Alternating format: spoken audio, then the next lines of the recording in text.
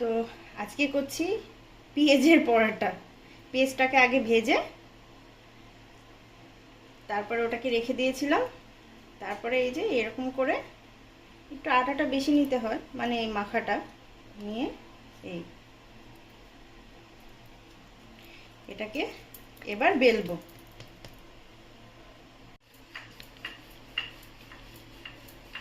আমি পেঁয়াজের পরোটা প্রথম বানাচ্ছি, সেই জন্য খুব বেশি ভালো হয়নি।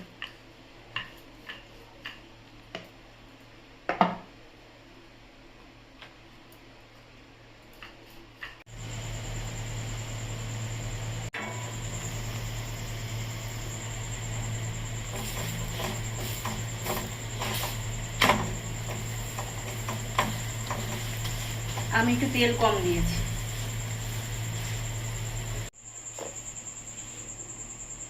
আজকে রাতের ডিনার